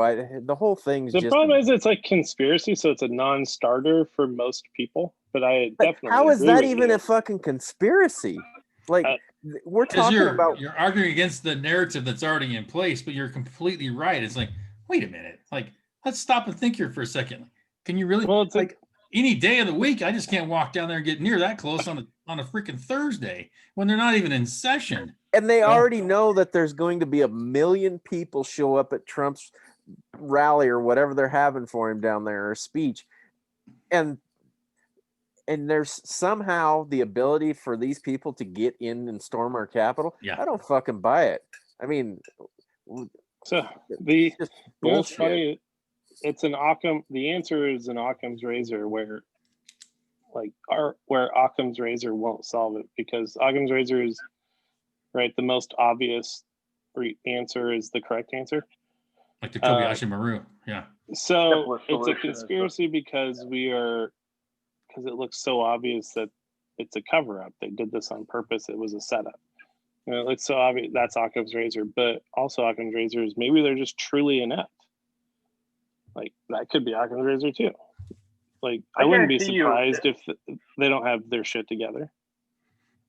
I can guarantee you it was much more scary for the sitting body of our representatives when Davy Crockett stormed the Capitol Rotunda and told them they was going to kick all their asses before he sauntered on down to the Alamo. I mean, that was collectively threatening, and I think people feared for their lives. But I don't think that happened here. I don't think the guys that stormed the Capitol this time couldn't even hold Davy Crockett's coonskin hat. But here's my thoughts on what you're comparing it to. The congressmen and women that we would have had in our house in that era would have damn sure held their ground and went and fought right in the middle of the house. Oh, These yeah. bunch of pussy ass fuckers run and hide with armed guards, and I don't know, the people we have representing us back there in Washington D.C. are a bunch of fucking coals. Sad state of who. Yeah, the hypocrisy and the idiocy and the incompetency are just rampant. There's no doubt about that. And I don't think that's exclusively belongs to the party. No, not at all. That's everybody. All of them. That's why I said if I was taking over the government, I'm locking that building down. That fucking building ain't going anywhere, and I'm taking the government over. Seriously, I've got all those dumb shits in one place.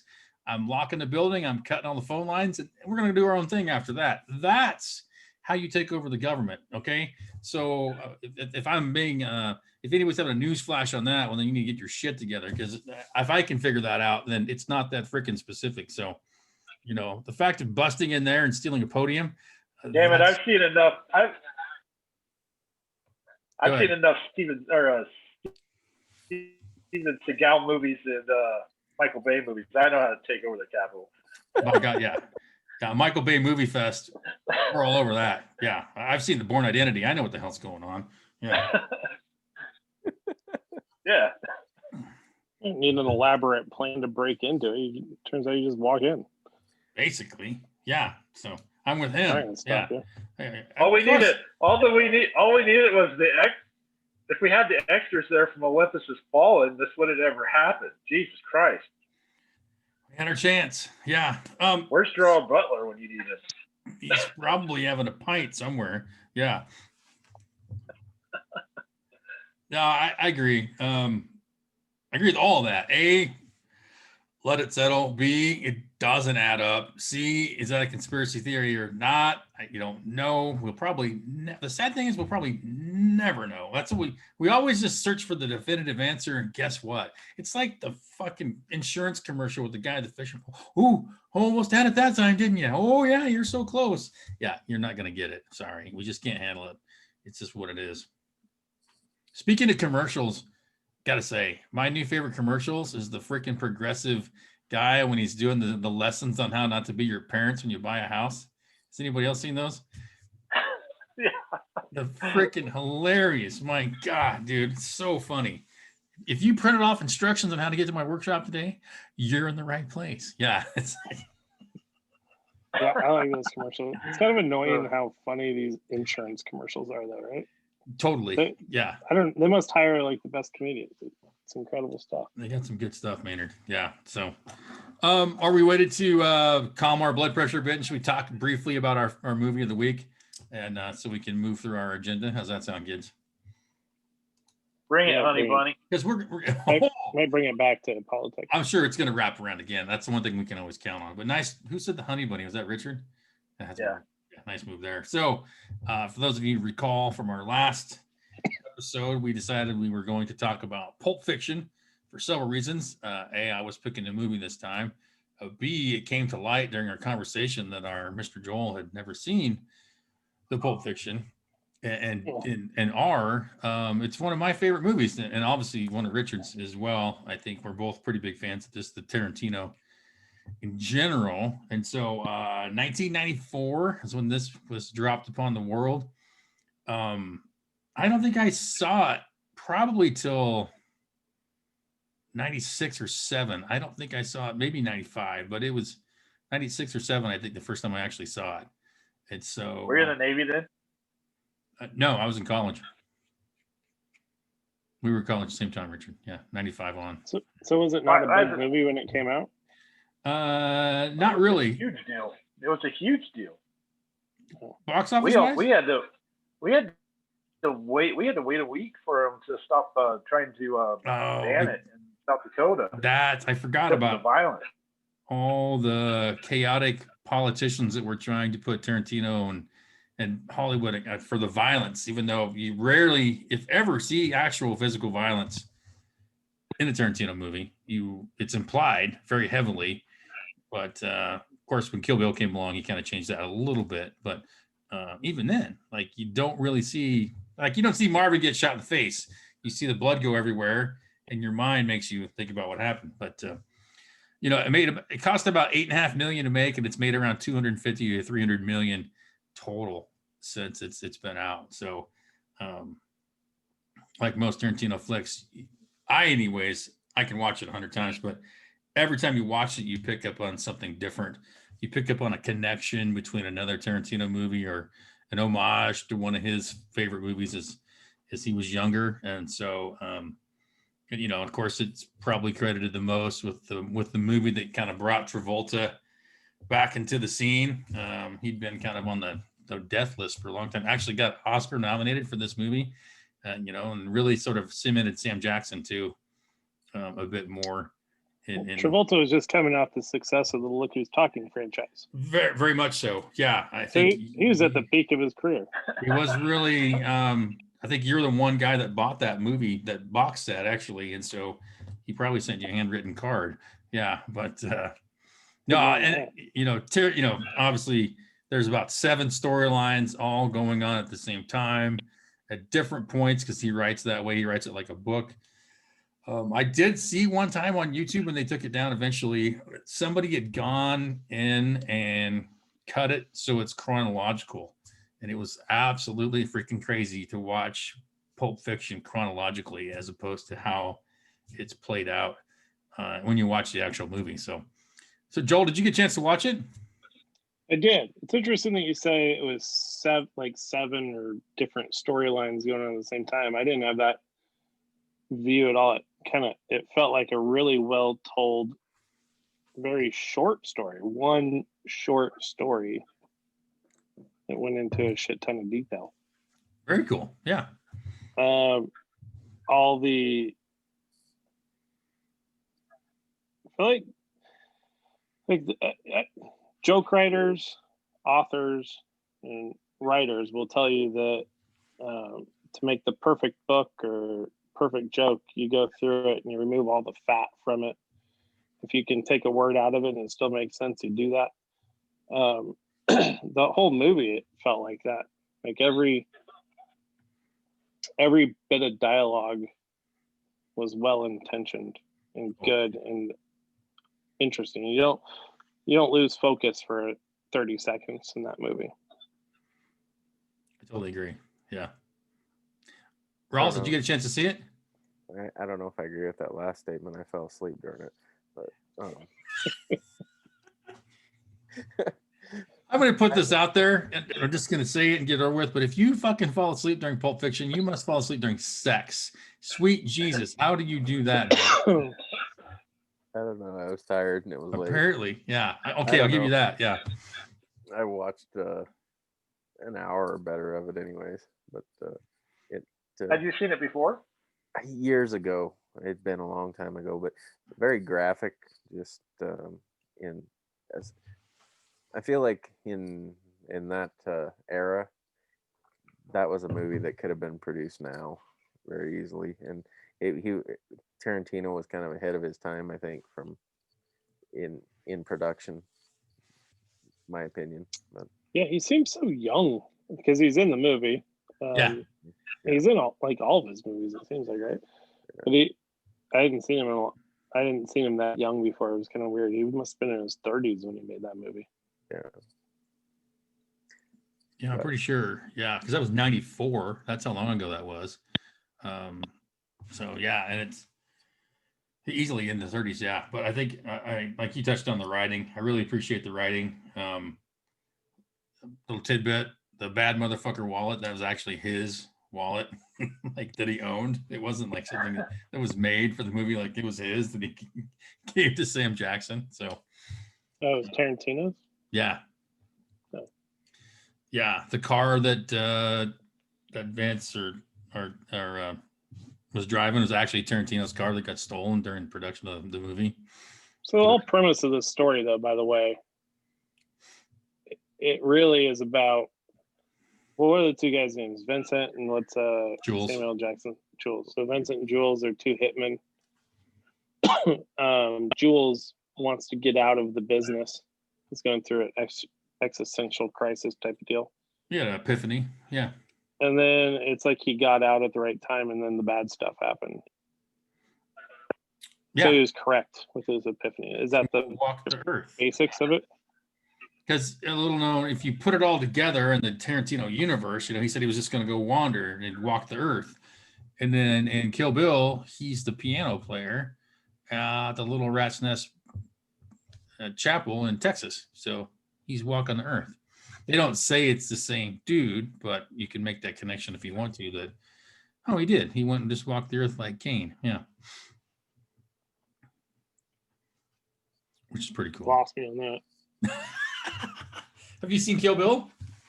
No. Oh, well, then that's probably where I lost you at that part. And I said, well, in the movie Kill Bill, in the chapel, he's the guy playing the piano. So, yeah. But now you can look for that when you Not even credited. No, but in Kill Bill has my favorite Not even marshal credited of all time. The guy that plays the marshal in Kill Bill and Kill Bill 2 is my favorite guy. Got to know rat shit from Rice Krispies. Yeah, that guy's the best, dude.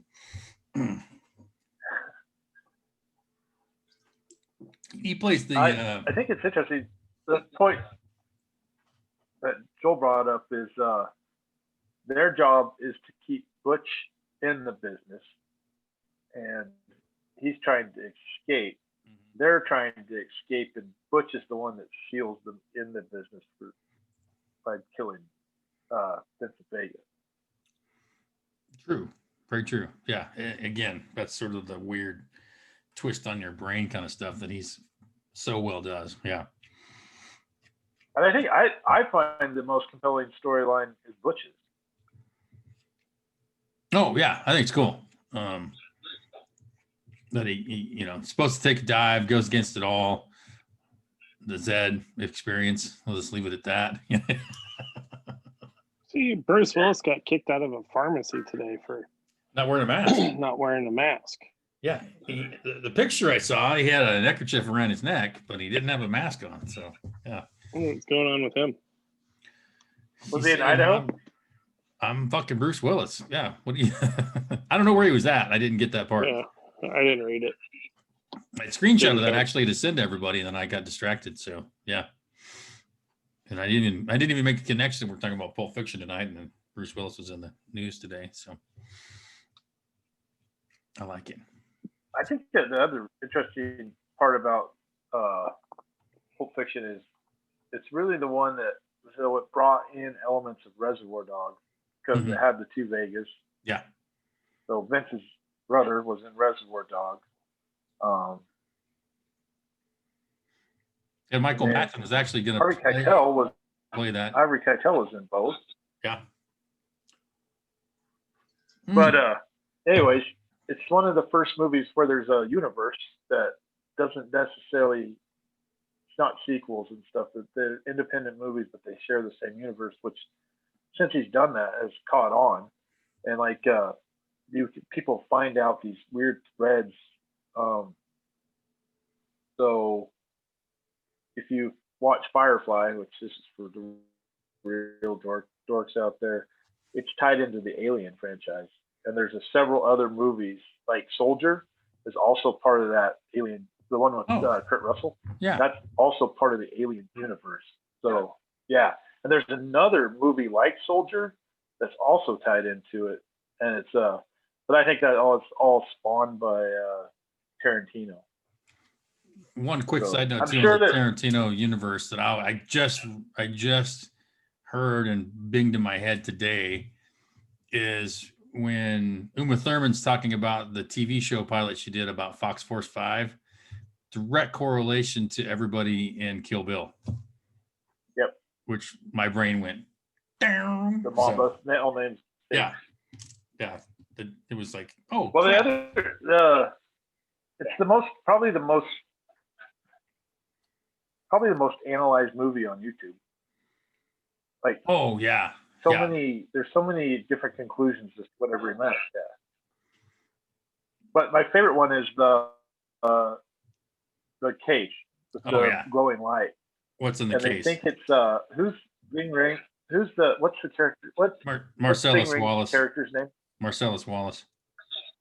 When Marcellus Wallace has possession of the case, he doesn't have the Band-Aid on the back of his head. When he doesn't have the case, he doesn't have the Band-Aid. And since it's not shot sequentially, they think that my favorite theory is that it's his soul. Yeah. So the Band-Aid represents whether he has his soul or not. So that's my favorite. I like that theory too. Theory as to what's in the case. I wonder if that has something like that.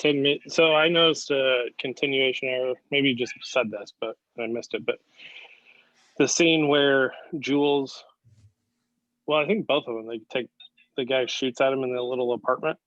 Oh yeah. And all the bullets miss. But like right when they walk in the apartment, all those bullet holes are already in the wall. Yeah. Did you already say that? No, we did not, but good eye on that one. Yeah. So maybe that was maybe there's some deeper meaning. Maybe they did that on purpose. I don't know. He doesn't seem like he's a guy that overlooks things like that, but maybe so. Good catch. Tasty. Yeah. All we needed was a fresh set of eyes. Also, there was no foot fetish in Reservoir Dogs, but it started in Pulp Fiction with Uma Thurman's feet naked Most on the definitely. dance floor. Yeah. and every film afterwards. Tarantino's Yeah. got a thing for feet, dude. Like every film after, feet. There's a lot of feet. Yeah. That's why I like There's a Zuma. YouTube video. There's a YouTube video that's to that 4, 5, 6s. Oh, yeah. That's it. Peep, peep, peep, peep, peep. Yeah. Peep, peep, peep, peep. Yeah, it's hilarious if you ever get a chance to watch it. I think Uma's Did you got see- sexy feet. I'll give you that. Yeah. But Speaking of weird fetishes, did you see Army Hammer's into cannibalism? say what? That seems You know, not right. Army Hammer, the actor. I don't know what he's in, but Oh, yeah. Right. The He was the Lone worst Ranger. Lone Ranger ever. Yeah. yeah, he's apparently into cannibalism. Oh, okay. How do I was just exactly talking do you about get fetishes, into- like foot fetishes. How do you get Wonder if into he knows. cannibalism? Yeah, I don't know how you cross that threshold, unless you're in the Donner Party or something, but it's not something like you can just go down to the shop and I'm going to get me a mask and a ball gag and step into that world. I'm going to go, I don't know, harvest a bum and take a finger. Like, I don't know. That'd be interesting. I guess There was a cop taste. in New York City about 8-10 years ago that got arrested for he was plotting to kidnap this young gal in New York City to cook her and eat her. Eat her. Wow. I mean, Crazy. yeah, Crazy people. out Wonderful place you're living in, Joel. they're everywhere. Yeah, there. Serve and protect and yeah. The world Yeah. city. Serve and protect and eat. Yeah, I also. Wow. Yeah, I'm still thinking about the cannibalism, and I don't know. Yeah, that's A. How did somebody find out, and B. How did he get started? Yep. Does he go cold turkey? Does he go something? I don't know. What kind of herbs and spices, He says, "Come over and give me a hand with dinner." Does he really mean give me a hand with dinner? I'm concerned. Yeah. I got a snort out of Mr. Joel. That's outstanding. Yes. it's good. Oh. So the Once Upon a Time in Hollywood is supposedly not the last, but the next to last movie that he's ever going to do. Yeah, that's what I heard. And the one genre he really hasn't touched so far is science fiction. So anybody speculating on what he's going to focus on next? That's going to be spooky. Outer space. Outer space. I don't know. Either that or this Kill Bill 3. That's the other thing I've heard. But that doesn't seem like a very good way to go out. Oh, that'd be interesting. Yeah, Once Upon a Time in Hollywood is fantastic. That's gonna be hard to top. Yeah. Well, I mean, I think maybe my favorite of the whole canon might be Inglourious Bastard. And cousin, business is booming. Yeah. I really like that.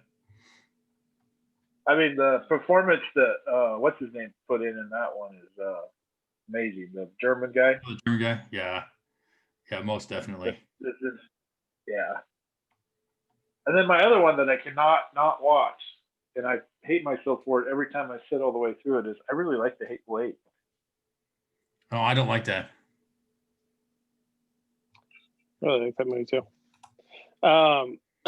What's interesting me? I looked up Pulp Fiction on Wikipedia real quick, and it was in. So it came out in '94, and the other movies that year that I'm aware of for Best Picture. So that year you had Pulp Fiction, Forrest Gump, and Shawshank Redemption. Oh, All in wow. the same year. 3 That's- incredible movies. Yeah, that's mega time. Yeah. Wow. No, I really, really like the movie. I think it's because I find something new every time. I like really most of his movies as it is a whole, but then we start connecting the threads. That's when it goes like extra uber nerd. But I think we're gonna stomp this movie for now. If you haven't watched Pulp Fiction, I'd encourage you to. If you've seen it a long time ago, I'd recommend you watch it again, just because of you might have new light as we move forward. But right now, it's time for my favorite feature of the podcast. If I had to narrow it down to one, And that's our Far Reaches intellectual moment of the week, brought to you by our good friends at Pendleton Mixer and Cigar, Southwest Immigrant in downtown Pendleton. So do us a favor, roll in there, ask for the shopkeep, tell them you'd like a special double reacher, and they'll give you a good discount for all your mixer and cigar needs. That's Pendleton Cigar and Mixer, downtown Pendleton, Oregon. You tell them the reacher sent you, and you ask for the shopkeep. So our moment of the week, and how I find these moments of the week. Don't recommend asking for the reach around there. No, go in the back and ask for the double reach. Yeah. Don't get those two special codes confused, because you might not like what happens. You might too, though. I mean, you just might. So ask to go in the back and see where the reachers are kept. Yeah. So. Good God. You tell them Pot Roast sent you. Yeah. So. We are not affiliated with the other reach around special offered by Pendleton Mixer and Cigar. Just full disclosure. Code word is Zed's dead. Zed's dead, honey. Zed's dead. I wanted blueberry pancakes. Yeah. That special is actually offered by Mr. T's Video in Pendleton. Mr. T's Video. Oh, goodness. Okay. I'm trying to work through this. I need to maintain. So I have like a random way I go about finding our intellectual moments, because that's sort of how we are also. And so this quote totally came up random. I wasn't searching for anything in particular. But it's by Mr. George Orwell. So that ought to raise some of your hair to begin with. And so the quote of the week is, "In a time of deceit, telling the truth is a revolutionary act." That is our intellectual moment of the week, brought to you by Pendleton Cigar and Mixer. Blew my socks off when I stumbled upon that particular quote by that particular person, because if you not fully aware, George Orwell wrote 1984, which many people say we are experiencing at this very moment. And so despite his severe left leanings at times, he had some interesting insight into our modern world at this time. But again, in a time of deceit, telling the truth is a revolutionary act. So it plays so well with Joel's earlier comment about the bit of concern and question that went through his mind about telling the truth, about his thoughts and beliefs. We've all talked about that at different times already during this podcast, and certainly before as well.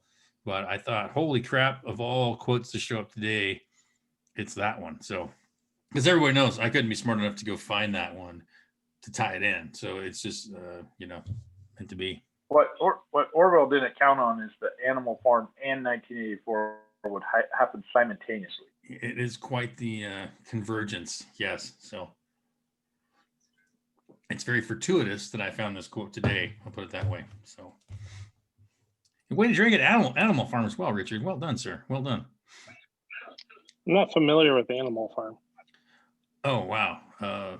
Get it now. We're all created equal. Some of us are just more equal than others. What grade? We were in 8th grade when we read Animal Farm? 7th grade? 6th grade? It's pretty racist for a 7th grader to read. I read Racist? 1984 in 7th grade. You haven't even read it, and you're calling it It's about racist? pigs. Yeah. It's about pigs. It's about a farm. Yeah. You guys were in 7th grade in 1984. It's like Charlotte's Web. Pretty close, actually. Yeah. I was 10 years old. Yeah. You know what? You thought you were being funny, huh, There's a strong smartass? parallel between I didn't think you were that old. I just am old. I don't look old. So, yeah. You look older than I do.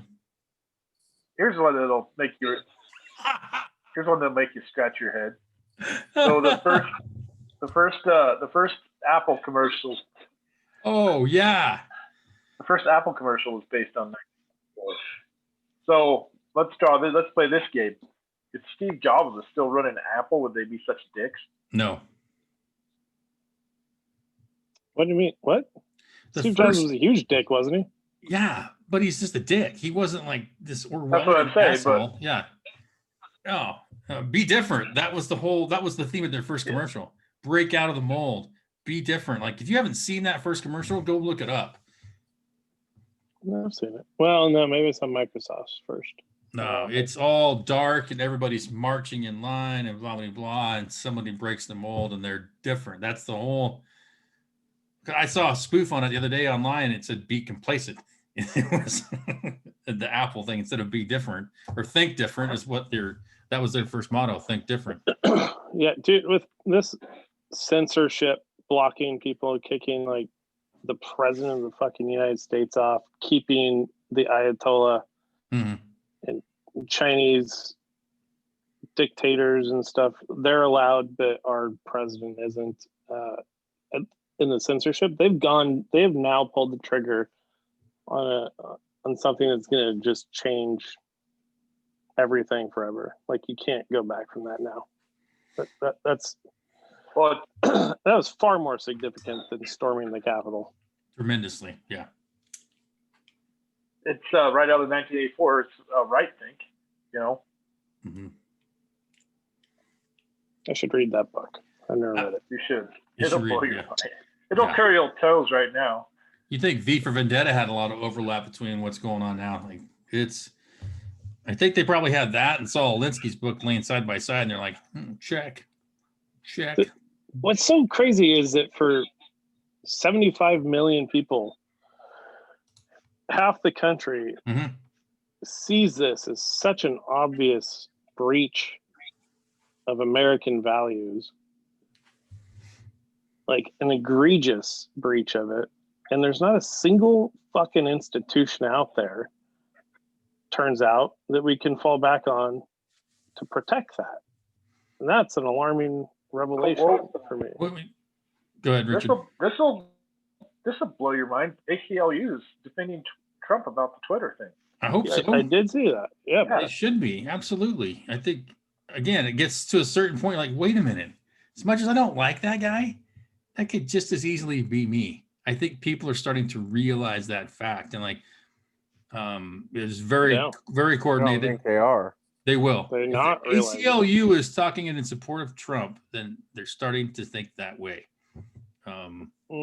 Yeah, but think along the lines of being 25 years and younger right now, where all you know is social media.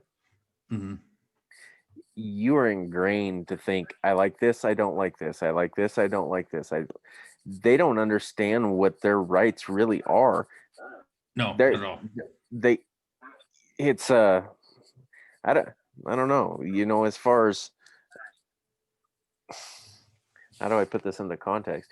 As far as understanding fully what the ramifications of, I mean, because everybody's so polarized right now from one side to the other, and until you've lived long enough to see both sides or understand what what speech really is, I mean, how do you not? Yeah, a bunch of us do look at it and go, okay, that's wrong. That's the wrong thing to do. But a lot of people truly, I don't believe, understand that it is the wrong thing to do. Right. Yeah. That's I the don't point. doubt their vigor with it. Like, they truly believe these things. Yeah. And but same with us. We So, truly believe this, as and maybe well. they feel that way against us, but we don't know. But there has to come a point of the human condition where people are going to just like, wait a minute. This is going to directly impact them at some point because it's going to keep going that direction. It will. It always does. It always will, comes but back they don't on see you. it that way. They don't now, but they will. They have to because there's a life. There's brain somewhere in there. There's a brain. They're all for it now. Guess what? It's going to come back around. It always comes back around and bites you in the ass when you're like, ha, take that, you bastard. Guess what? Something they like or something they want is going to be impacted and they're going to shit their pants. I guarantee you. It might be a while. It might not think we're even remotely connected, but it's going to. That's just how shit works. It'll take a war. It'll take an active war where they need to recruit from the pool of people that they've been spending the last 6 years Maybe so. shitting on. Human conditioning has been built up to this for an entire generation. I mean, to believe in, I seriously think that the fundamental lack of education that's been in our public school system and the ability to have such instant gratification through our devices and the entire society that we've built that's 30, 25 and younger is completely complacent to what's going on right now. Just my opinion. Well, yeah, I don't doubt that a bit. I think many people don't understand all that we went through to quote unquote rid the world of communism and socialism. And like that was deeply ingrained and taught, like Bay of Pigs, Mao Zedong, Stalin, Trotsky, all these people, like that was part of our history that we learned about. And God forbid we say why America was so great, because it was free and that's why people came here. So yeah, they've had 2 or 3 generations removed from that where they don't even know what it means and the perils that go down that road, despite the fact that we have modern examples, i.e. Venezuela, and other places in front of us right now where we've seen this idiocy already happen. But I still think also, as Richard alluded to earlier, things will settle a bit because we still have a system in place. And the one thing that we've not heard from yet is the court system. The judiciary has not said a peep about anything. And I know that's coming. And so that's just the natural cycle also. So, we've talked about it a couple of times about this Section 230, which gives these online platforms this loophole. I think it should have been taken care of already, but that's going to come further to light. But no, it's not going to happen like we wanted or probably like it should, but stuff always comes around. So it's all fun and game until fun games and good practice, theoretical practice until Piggy dies, and then it all gets really real. yeah, So I'm just reading a statistic right now that 50.5% of our population is under the age of 30. Yeah, that makes sense. Something to think about. But not all of them are dumb.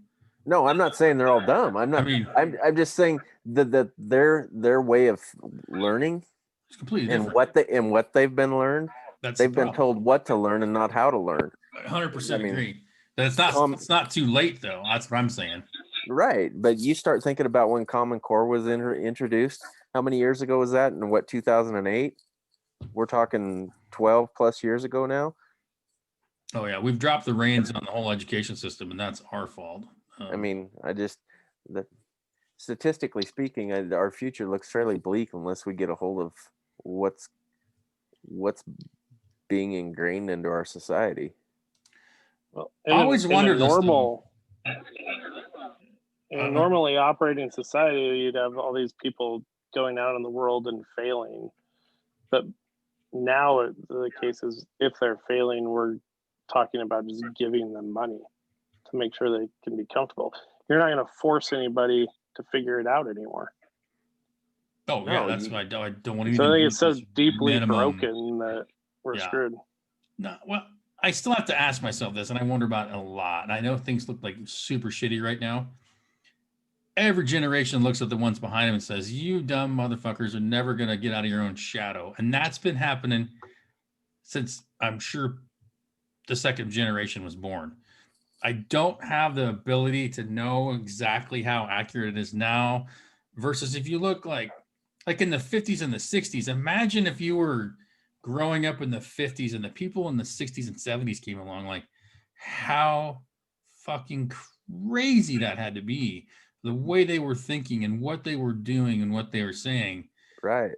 But statistically speaking, I mean, they said that about every one of us assholes at one point. 100%. But statistically speaking, the sheer growth in numbers annually of the world and what, I mean, you take a look at what percentage of the world is younger than us now and growing, and what their world that they're growing up in is changing. I mean, going backwards doesn't really seem to be an option on some things. And like Joel, you know what's going to happen in the next? Go ahead. You know what's going to happen in the next decade? There's going to be a $70 trillion transfer of wealth in the next decade. Yeah. You think things are squirrely now? Mm-hmm. I mean, the government can't even control that much wealth. I mean, it's that all that stuff has to be managed, and it's been in the hands of the very few remaining members of the greatest generation and their children who have hung on to it longer than any other generation in history ever has. And as they shuffle off, there's going to be this tremendous, I don't know what it is, but it's going to be so monumental that, like, I think it scares the hell out of the government. It should. It should. But, well, that brings us to, well, we're going to thank our good friends at B&K once more. And this is my favorite commercial. They've given me like 10 different commercials to read, but I always read this one because it's my favorite. But, you know, as we talked about with social distancing rules in effect, one of the options is you can just call and order your part and pay over the phone. And those good folks at B&K, they'll go out there and pull it and have it available for you to just walk in there and pick it up. Or, and I know you're out there, some of you prefer to pull your own, and that's okay too. You just come on down and have some good old-fashioned junkyard ton and tell them the reacher sent you, and there you're just going to reach around that junkyard yourself and figure things out. So that's, again, our good friends at B&K Auto Salvage. You know, they'll pull it for you, or you can go down there and pull your own. And wouldn't them pulling it for you actually be the reach around? It could be that that's the workaround on the reach around, actually. Yeah. So go in there with a smile on your face and leave with one too, and tell them that we sent you. So that leads us directly into the Far Reaches word of the week. And this one I did do a little pontification on. The word of the week from Micah is amok. A-M-O-K. Amok. Amok. You've probably heard it all at least once. You know, we just done run amok. That's the most common. Yeah. I thought it's a lost one homeless month. person. What's that, Joel? What did you say? I was going to say an amok is a homeless person in Canada. That's a Canuck. Yeah. Oh. Yeah. Amok. That might be a homeless Canadian's called amok. Yeah. My Doberman run amok. I have to go let him out so he can kill something. I'll be right back. Do that, yes. So a homeless hoser is amok. Nice. I like it. Yeah. Rawls, have you heard it? Yeah, I mean, it was often described as a child that you kids are running amok, creating disruptive behavior and running amok around the adults. I mean, I just find it as being disruptive and out of the ordinary. Yeah, I think there's two definitions: a violently raging, wild, or uncontrolled manner, which I was definitely accused of in my days of my youth.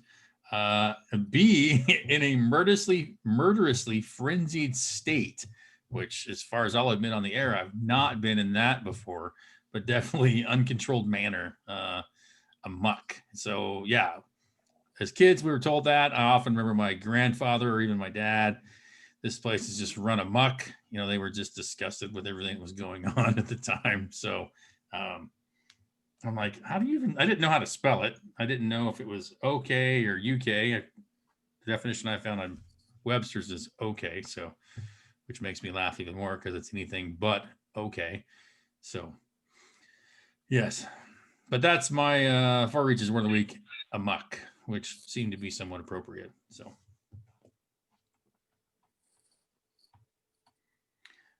who has movie and word next week? Who wants movie and word next week? I don't know if it is my turn.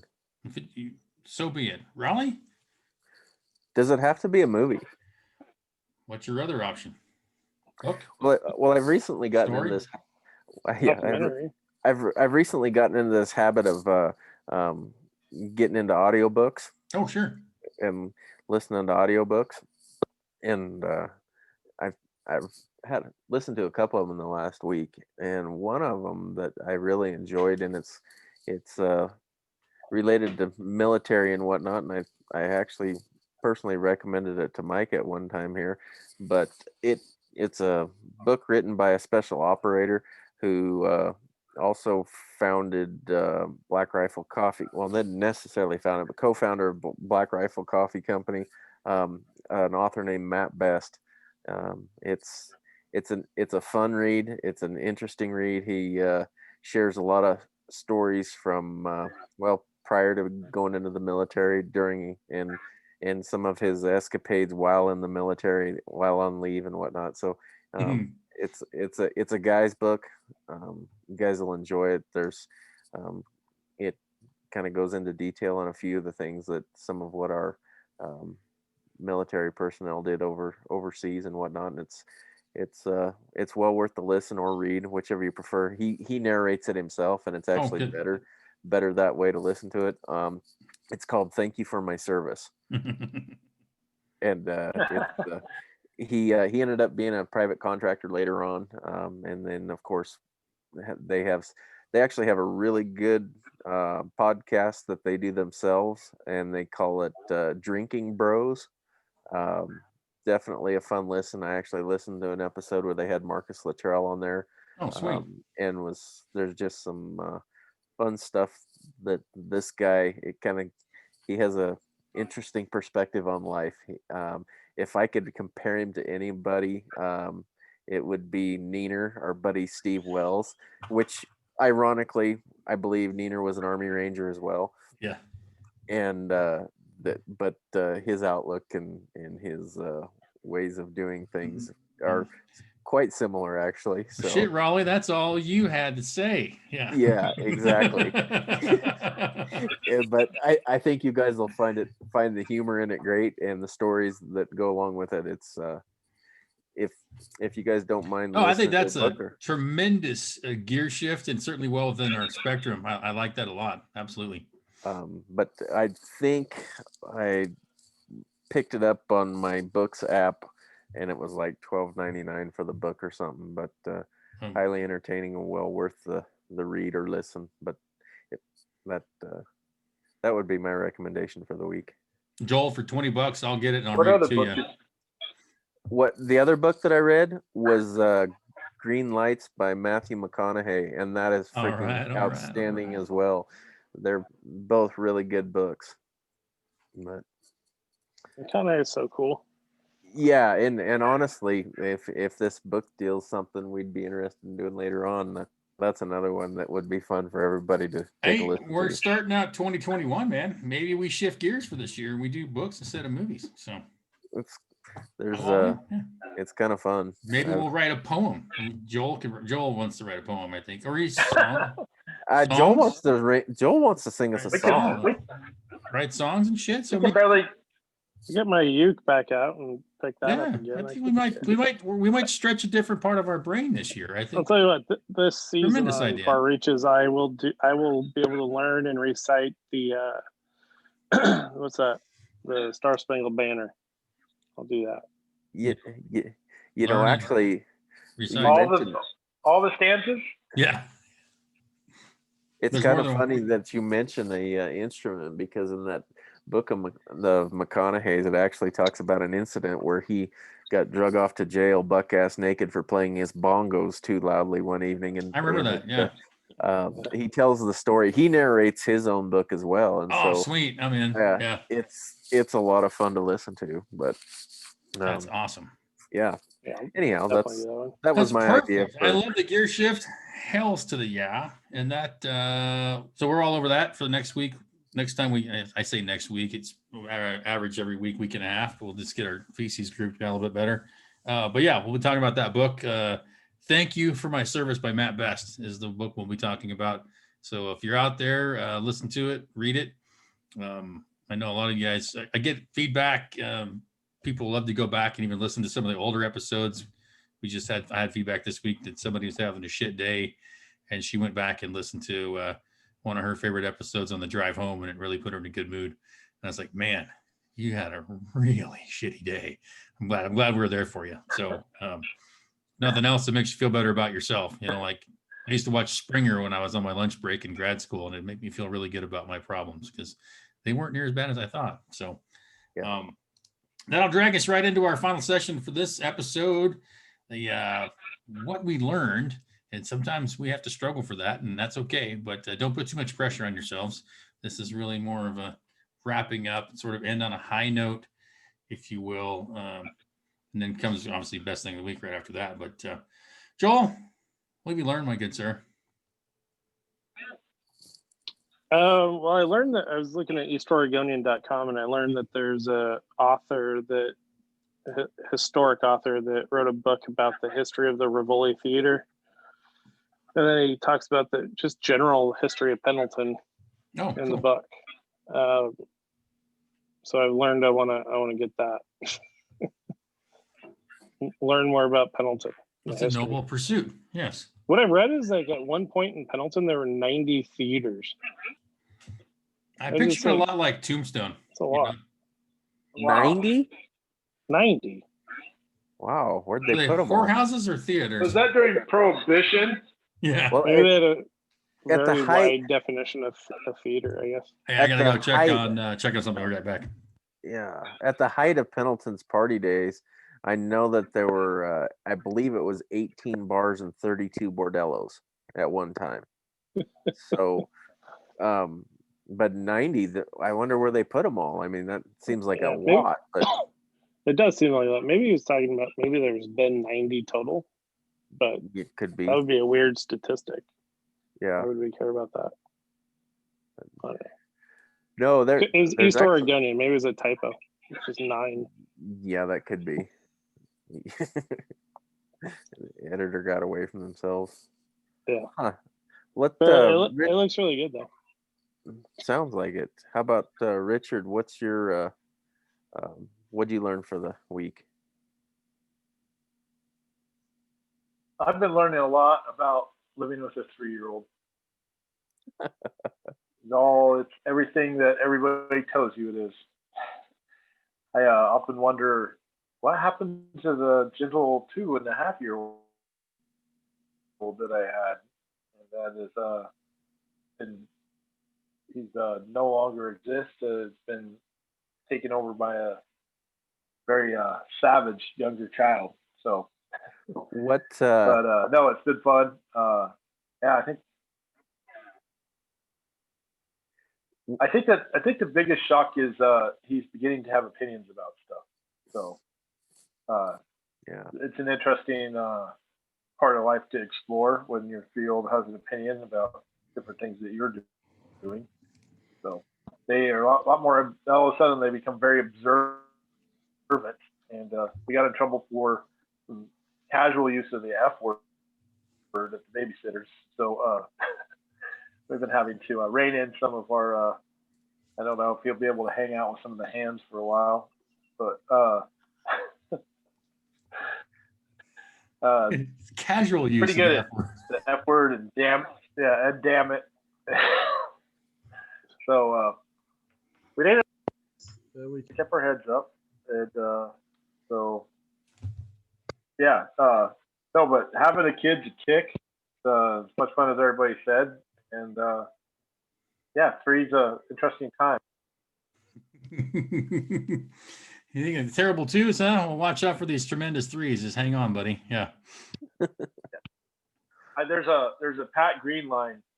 It's about being married, and it says you'll argue about things that you never thought you'd argue about in your entire life, and that should be written for a 3-year-old, because my wife and I argue, but logically, keeping up with a 3-year-old is far more difficult than your average marital disruption. Good to know. Yeah. Sounds fun. That's awesome. Micah, what'd you learn? What did I learn? I learned when I think that shit can't get any crazier, that it certainly can. So it's somewhat entertained from a completely removed third-party perspective. Sometimes you're just like, I'm just hanging on. I'm taking another rap and see what happens next. Really. Yeah. What about you, Rawls? Well, you're lucky. Florida's like the cockroach of the world, so it'll be the last place standing. Yeah, I'll be driving a Dodge Dart, and yeah, only things left, cockroaches and Dodge Darts. So what do you got, Rawls? I think there's been a lot of things to learn about in the last week. Probably one of the key takeaways that, and it was through the podcast I watched on that Drinking Bros I talked to you guys about, and the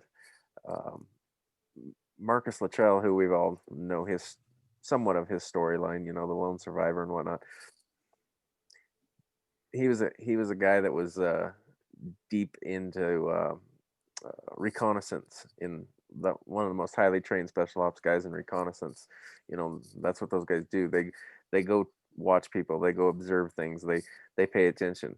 Well, through his fame, he's found himself throughout the United States on speaking engagements and mentoring and motivational speaking. And if I don't know exactly when he did that last podcast with them, but one of the things that he had to say was, I'm trained to observe and watch people and know what they're thinking and where they're at. And he says, I travel all over this country and see everything from everybody and everywhere. And at the end of the day, with the way the Constitution's made, we're all still under one hat. Mm-hmm. And through all this, that people aren't nearly as far apart as what they seem to be right now. And that statement really struck home with me. And I learned that, step back, take a look at things, and don't get gobbled up in all the garbage, but pay attention. Mm-hmm. I couldn't agree more. Yeah. And in coming from someone who, with his background and how that developed and what he said, it really struck home. In fact, I would recommend, if people get the time to key onto that podcast and that episode in particular and just hear what he had to say. There was a lot to take from it. So I'm a big fan of Marcus. But that's what I'll use for my learning moment of the week. I like it. And I'm going to be selfish and start with best thing of the week. Two of my really good friends, Kurt and Jenny Hendricks, had their little girl, Emily, I think. I should know. I just call her Emily. So their first child. She's healthy and happy in their home. And so I think she was even technically the first New Year's baby, even though she was on the 4th or 5th, I believe. So anyway, shout out to them, to Kurt and Jenny, for bringing a little bundle home. And that household will never be the same again. So it's good to hear Richard's story about the 3-year-old boiling around the house. That'll give him something to look forward to as well. So but excited to go get a chance to meet her sometime, but seen some good pictures and they look like they're having a blast. So congratulations to them. I'm going to piggyback on that since you stole my best thing of the week. And that's why I went first. I knew it was coming. Yeah. I've known Kurt for years and been a really good friend for a really long time. And Jenny and him couldn't be more well paired, and it just tickles the shit out of me to see the joy that's ahead of them in life. Yeah. And I couldn't be more happy. So that's definitely the best thing of the week for me as well. Joel, no pressure. What do you got? No, congrats to Kurt and Jenny. I don't know. This weekend I went up to the Upper East Side, saw my aunt. Cool. Hadn't seen her since like February. Oh shit! Yeah. So yeah, that was good. Little family visit. Nice. What when you say Upper East Side, what exactly does that mean? I'm kind of a bonehead out here in Eastern Oregon. Well, the island of Manhattan is there's and right in the middle of it, Central Park. So anything to the right of it is the east side. Anything to the left is west side, and then there's Midtown is below it, and the financial district's below that. Upper East Side would be up there at the top of the park on the right. Okay. Nice place. Cool. Well, below 96th Street, and then you start getting into Harlem. But on 110th Street. Very cool. Yeah. What did we learn about Richard this week? That he makes a cocktail that sounds like he's falling down the stairs with a, I don't know, bucket of rocks and a concrete mixer. Richard, we can still hear you. What's your best thing? Sorry, the Doberman said it was too cold outside. Oh, the best thing of the week? Yeah. Yeah. Usually the other one's the hardest. We had a pretty good. Our calves did pretty well on a sale, so that was pretty. I guess that was last week, but yeah. It's your story. You can tell it how you want, man. We're getting out of here. Yeah. All the calves are going to their homes, Idaho and Nebraska, wherever some are going to California, but they'll be out of here and we'll get to focus on doing the cow calf stuff. And so it's always nice. So Outstanding. best thing of the week. I love it. It's perfect. My mental framework, my mental perspective will be better by the next podcast. It's one of those flows, man. We're gonna be able to look back on this and be like, remember that fucking chaos? Yeah, tried not to. Yeah. So it's these moments frozen in time. Yes. So, but no, I'm excited to kick off the second season. We appreciate everybody's support thus far. I appreciate all you guys putting up with our schedules and always coming prepared to go kick some ass and just have a good conversation. I think that's what constant feedback is. I get. It's like, I really appreciate it. It's just four a-holes sitting around talking like quote unquote normal people would. And so we're going to continue to do that. We're going to expand back, I think, a bit more into some of the basics of beef and agriculture again. Also, I think that'll be a good refresher for everybody. We've talked about it a couple of times, but sort of part of our foundation, I think, was to help spread some of that light. So I hope we can circle back on that in the coming episodes and maybe pick a segment and we can just talk about cow calf from top to bottom, and talk about stockers and talk about feedlot and different segments, maybe, I think, and even dig a bit into more in the grass fed and grass finished, natural, et cetera, if we want to start splitting those and go that route. So I think it's just good to get some more general information for folks to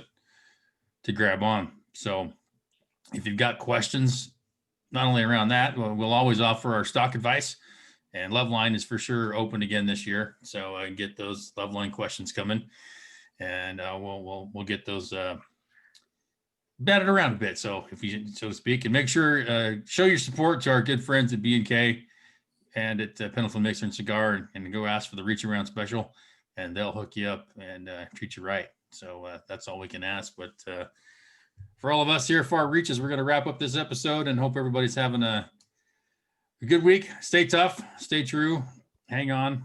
It might get more Western, but we're going to survive. So we'll all be back soon and talk to you then.